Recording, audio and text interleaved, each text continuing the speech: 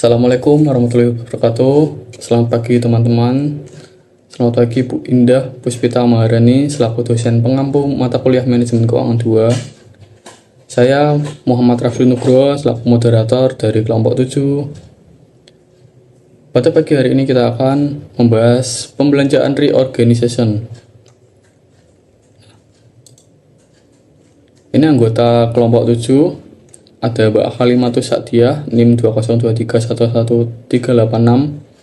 Ada Mbak Andini Saputri, Andini Dia Saputri, 2023111392. Dan saya sendiri, Muhammad Rafli Nugroho, NIM 2023111400.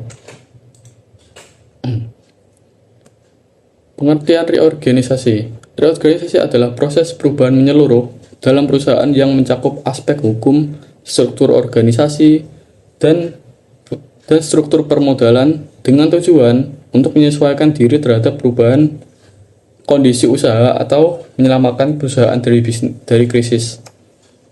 Nah, reorganisasi ini ada 3 jenis teman-teman.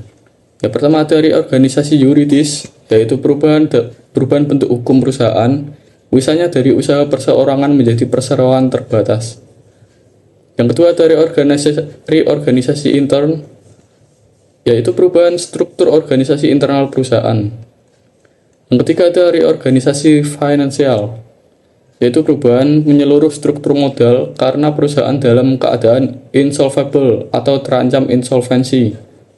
Merupakan capital restructuring paling drastis dan sering melibatkan perubahan hubungan debt equity.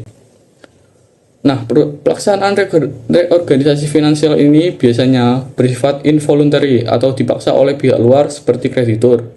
Berbeda dengan recapitalization dan readjustment yang bersifat voluntary dan diinisiasi manajemen. Meskipun reorganisasi juga dapat dilakukan atas inisiatif manajemen sendiri. Selanjutnya, sebab dan tujuan reorganisasi. Sebab diadakannya reorganisasi itu dilakukan karena perusahaan mengalami kerugian besar atau kesulitan finansial, seperti tidak mampu membayar utang atau membagi laba. Nah, kreditur dan investor baru biasanya mensyaratkan dihapuskannya saldo kerugian sebelum memberi modal.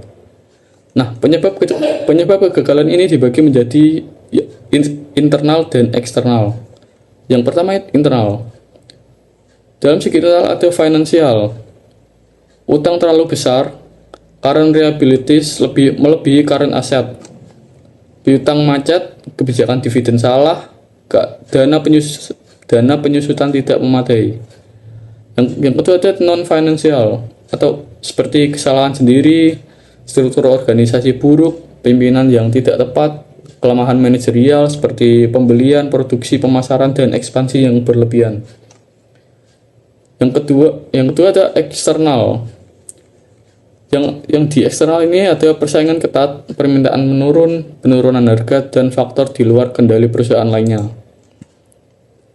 Nah, lanjutan sebab dan tujuan tadi. Tujuan utama reorganisasi adalah menempatkan perusahaan dalam posisi finansial yang lebih sehat dan kuat agar dapat kembali menghasilkan keuntungan dan memperoleh pembiayaan baru. Fokus utamanya adalah untuk menghilangkan saldo kerugian untuk memperbaiki struktur modal. Sebelum menghapuskan kerugian dilakukan, perlu ditentukan besarnya kerugian secara akurat, tidak hanya berdasarkan angka di neraca, tetapi juga nilai real melalui revaluasi aset dan kewajiban berdasarkan prinsip kehati-hatian. Ini penting agar setelah reorganisasi nanti, perusahaan benar-benar siap beroperasi secara berkelanjutan.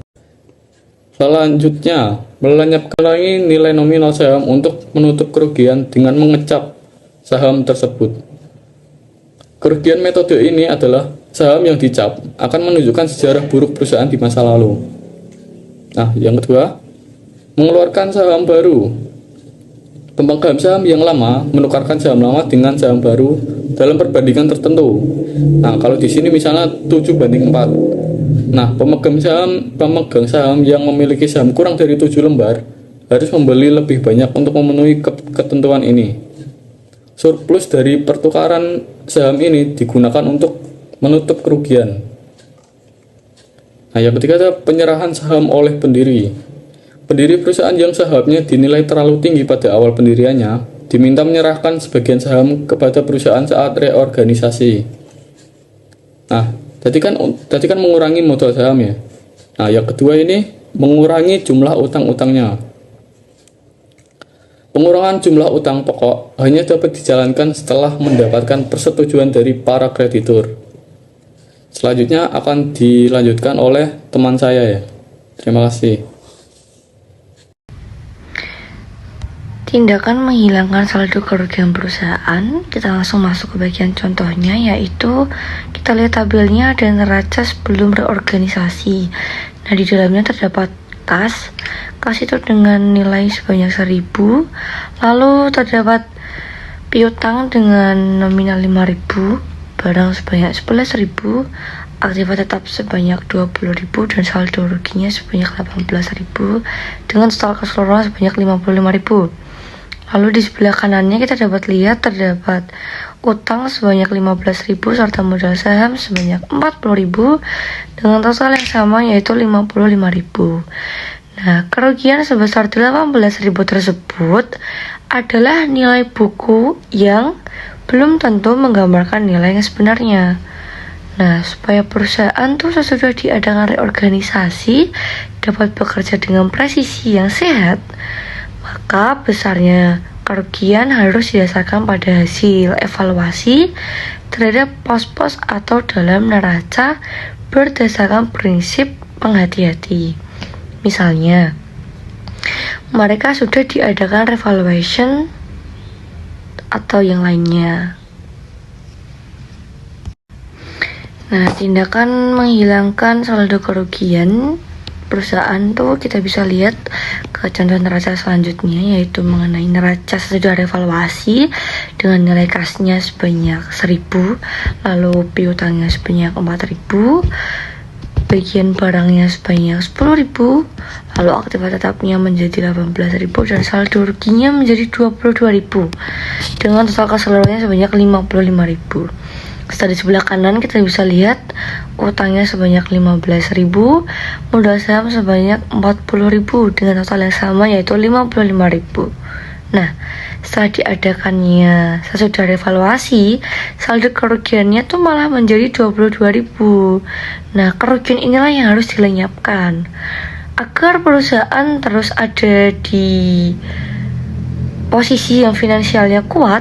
Nah, maka perusahaan itu harus mempunyai cadangan. Nah, apabila telah ditetapkan bahwa penghapusan saldo kerugian akan sepenuhnya dibebankan kepada pemegang saham dan sekaligus akan dibentuk lancar dengan sebesar 12,5% dari modal saham baru, besarnya modal saham baru dan cadangannya dapat ditentukan dengan cara seperti ini. Nah, itu kita bisa lihat besarnya modal saham baru itu sama dengan X. X-nya sama dengan 40.000 dikurangi 22.000 dikurangi 1/8X. 1/8X sama dengan 18.000. Lalu X-nya sama dengan 8/9 dikali 18.000. X-nya sama dengan 16.000. Nah, dengan demikian maka besarnya modal saham baru setelah diadakan reorganisasi adalah sebesar 16.000.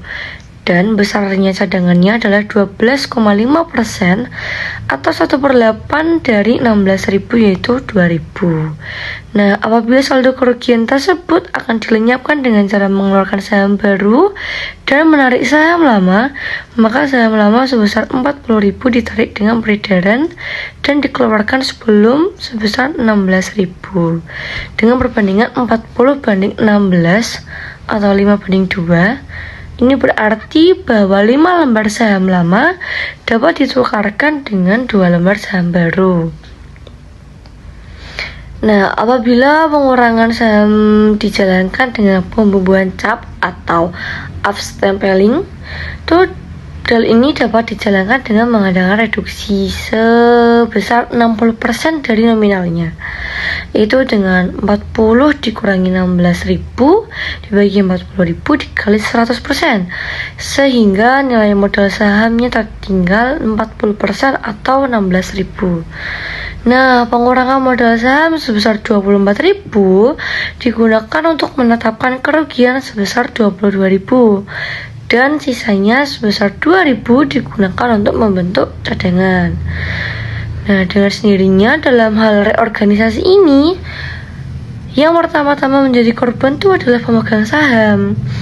Dan dalam tanda tersebut, pemegang saham harus mengorbankan sebanyak 60% dari kekayaan sahamnya. Tercatat dari organisasi akan nampak seperti gambar neraca ini.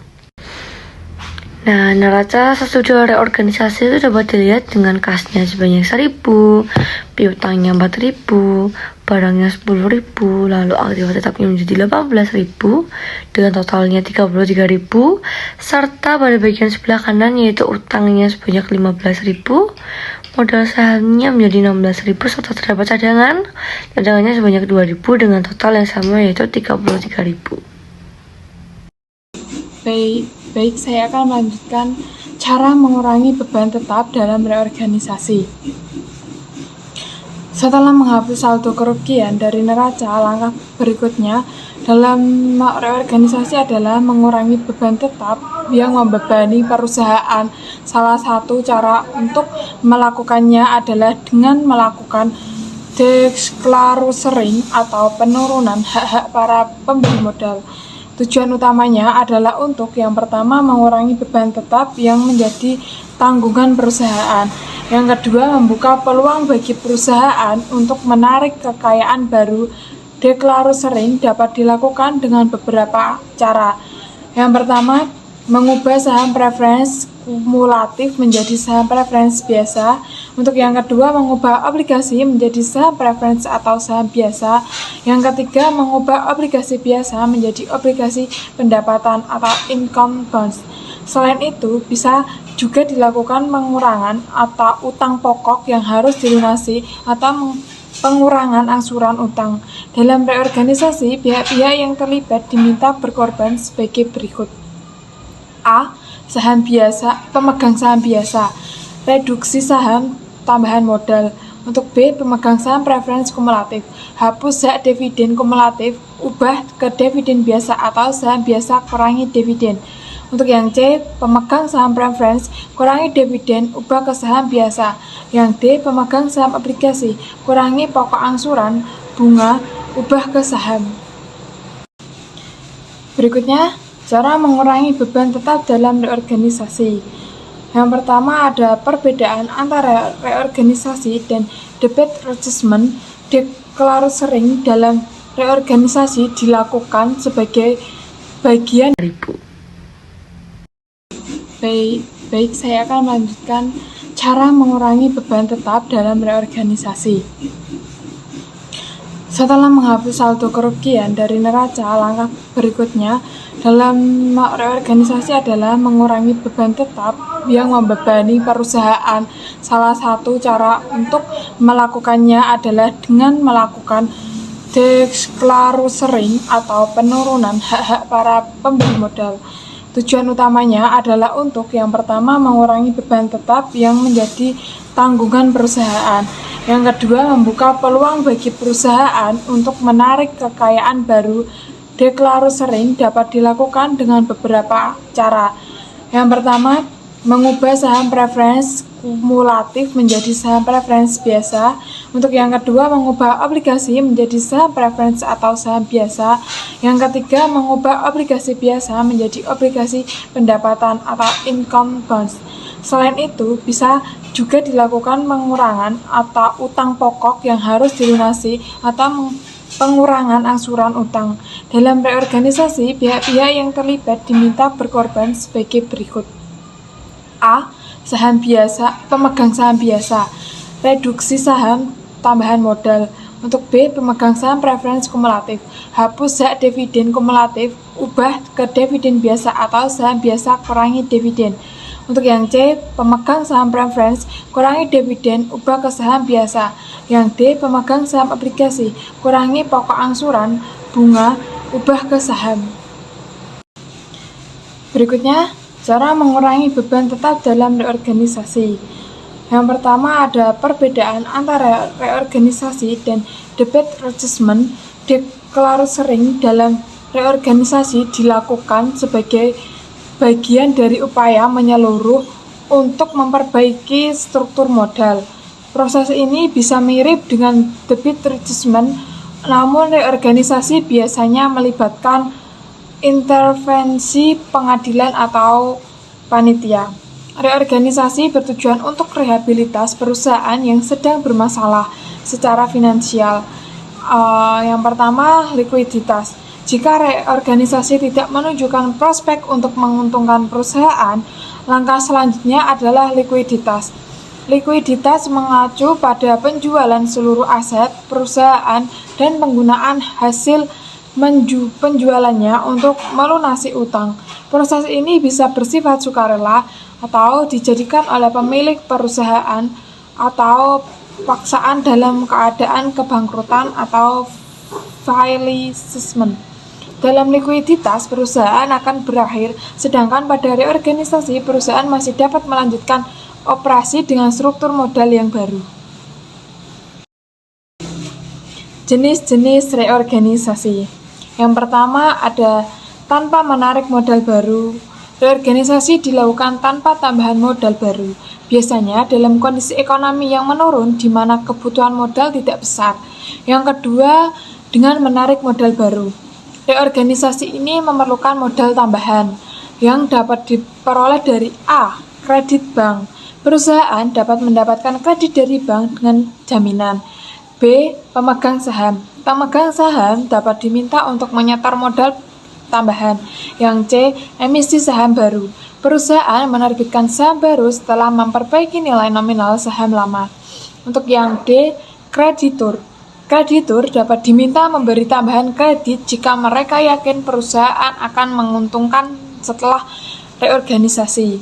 Untuk yang ketiga, dengan mengembalikan modal. Reorganisasi dilakukan dengan membeli kembali saham perusahaan dari para pemegang saham di bursa efek. Meskipun ini beresiko karena memerlukan banyak dana yang dapat mengganggu likuiditas perusahaan. Ya, jadi itu presentasi dari Memerlukan banyak dana yang dapat mengganggu likuiditas perusahaan. Ya, jadi itu presentasi dari kami. Terima kasih, dan apakah ada yang mau ditanyakan teman-teman?